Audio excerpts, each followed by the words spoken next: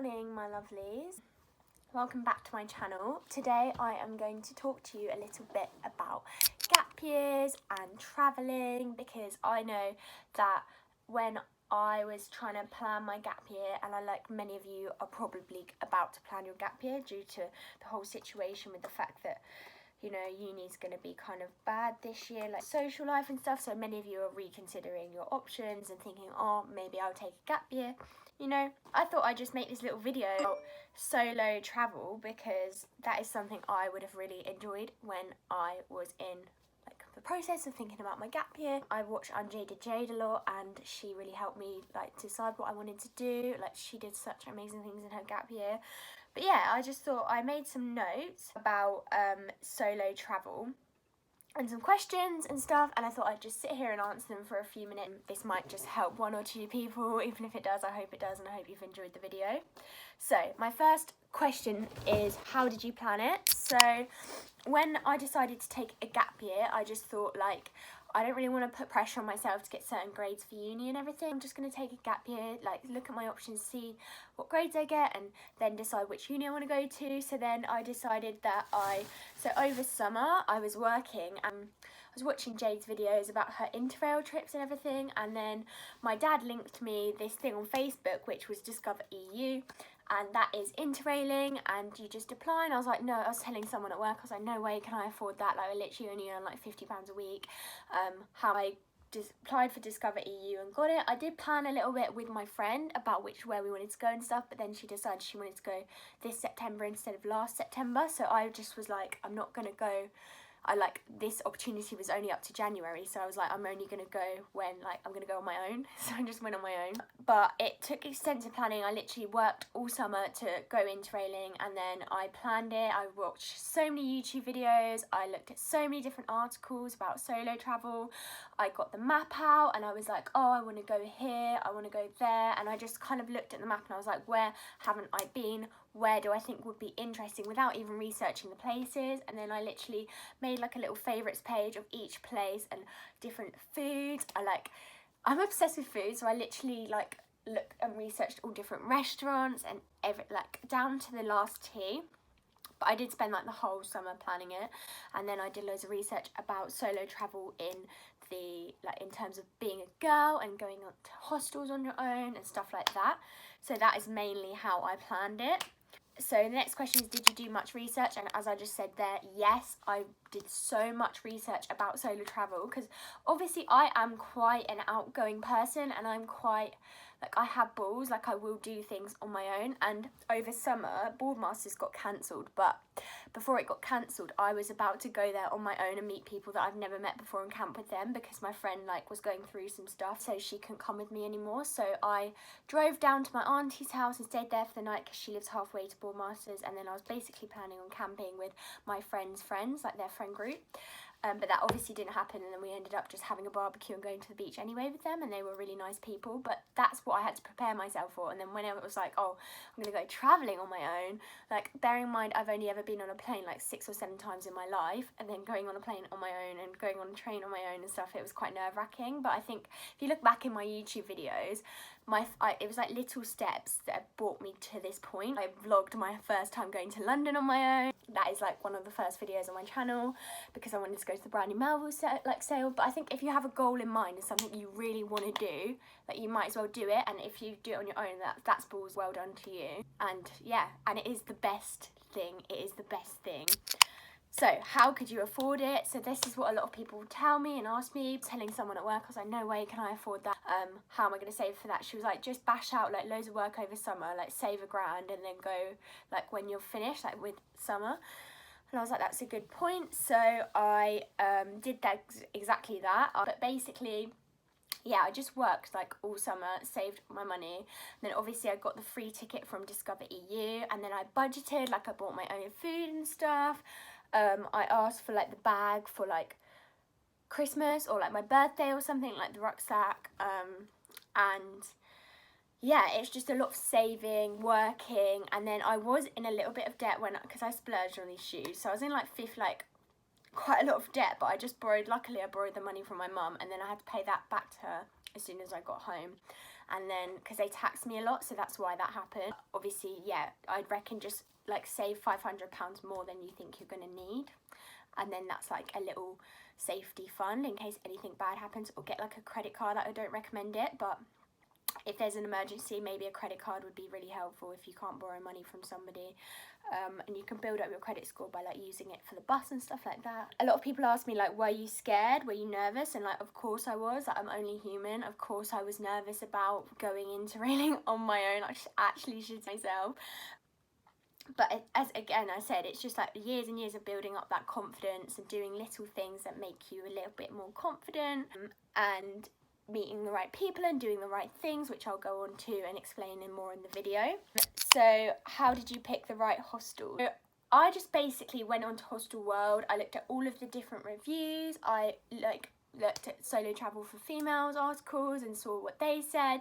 A lot of hostels like only do mixed dorms, which is a bit of an issue, because when you're a solo traveling girl, you don't really want to be spending time in a hostel with like men and like people you just don't know, especially like the fact that you're so vulnerable in that situation. And I only stayed in like a couple of mixed hostels, which the one in Italy was so calm. Like it was like a boy, like a man, and then a girl, like, so it was fine. But then the one in Dusseldorf was honestly a really scary experience, and will explain that another time. But yeah, like it wasn't that great, but I kind of, you know, I'm quite streetwise and I know what I'm doing, do you know what I mean?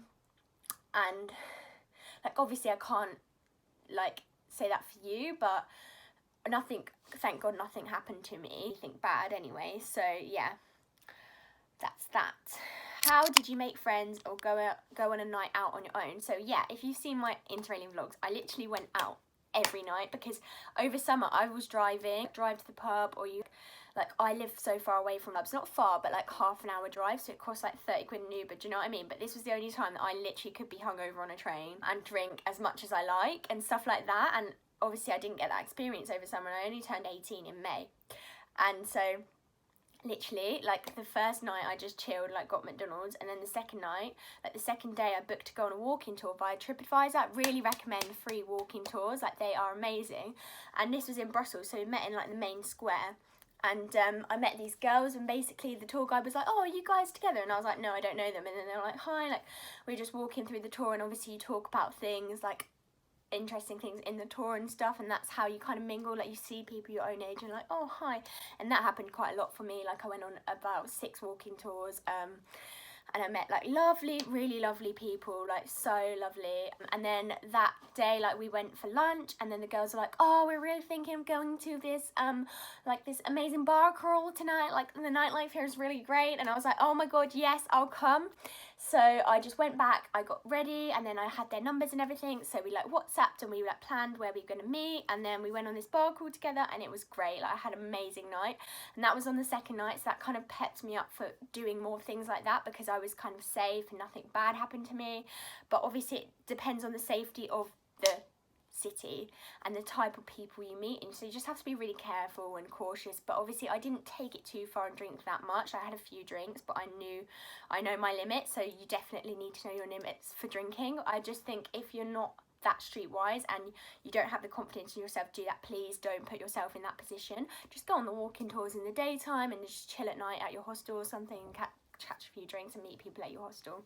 That's also equally as safe. How did you book walking tours? As I said, I booked them on TripAdvisor, but I think you can just search online like the city. So for example, Venice walking tours, and then they'll tell you which times. You just book yourself onto them and you turn up. It's really scary first when you turn up, and then you have to introduce yourself to the group, and it's so awkward. I hate kind of things like that, but it was fine in the end. Did you have any regrets? Like some regrets. I wish I saved more money. I wish I budgeted more maybe, but I did have a really good time. I wish that I stayed in some countries for longer because they didn't have enough time. I regretted booking a mixed dorm hostel in Dusseldorf, but the thing is, there was boys in the next room, and they were from New Zealand, I think, and they were so calm. I met them like 2 days after, and I was telling them my experience. They were like, oh, you should have come into our room, like we had a spare bed. I was like, oh, fuck's sake, like, do you know what I mean? I could have done something about it, but I just didn't have the balls to. I just couldn't be bothered. Like all my stuff was settled. Was it lonely or boring at times?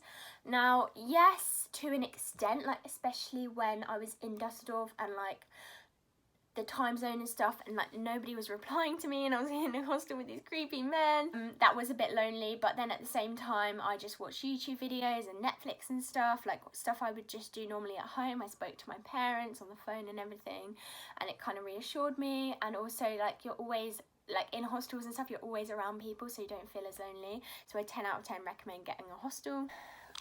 How could you have done it better? I think I would have gone for longer. Like I would have gone for like a month if I could have.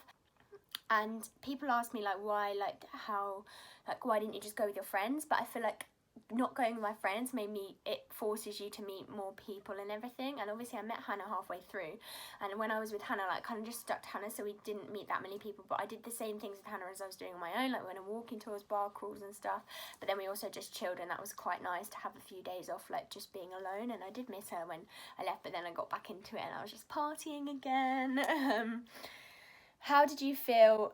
How did you deal with your parents and convince them you were safe? So obviously every parent worries, but I do a lot of things. I'm quite an independent person as it is, but I had to convince my mum, like she had me on Find Friends. I had to show her which hostels I was staying at. I made a whole itinerary, a whole spreadsheet, like planned everything. I sent it to my sister, I sent it to my mum, I sent it to my dad, like sent it to everyone so they knew exactly where I was, what time and where. Yeah, and then I had them on Find Friends, and I FaceTimed her a lot. So yeah, I think she was a bit reassured by that. But yeah, it is kind of hard to convince your parents to let you go travelling on your own when you're 18.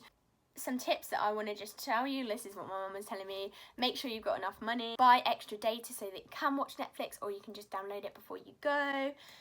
You never know what's going to happen, so just expect the least expected and just stay safe and stay wise. Take a really good charger. I've got like the Energizer, and it lasts for years. Honestly, it lasts for years. It's so great. And I'm just reminding you that it's not cheap. Like solo traveling is not cheap, and you definitely have to save, but you can budget at the same time. And I think just don't try not to worry that much about it, because like some people do look really scary at first, but when you're on a pub crawl, like the host will always try to make you mingle with each other and stuff like that. Same with a walking tour, and you find out some really interesting things about the cities, and I would 10 out of 10 recommend. So I talked so fast, you're going to have to probably slow this video down, but I hope you enjoyed this short little clip about my gap year solo travelling. And if you have any extra questions, I'll make a part 2, or I can share my experiences of my interrailing trip. But yeah, if you're considering like doing a gap year but you're kind of scared to go far away from home, I definitely recommend interrailing Europe, although it is a bit expensive. But yeah, I hope you've enjoyed, and I hope you have a lovely day. Enjoy, thank you, bye.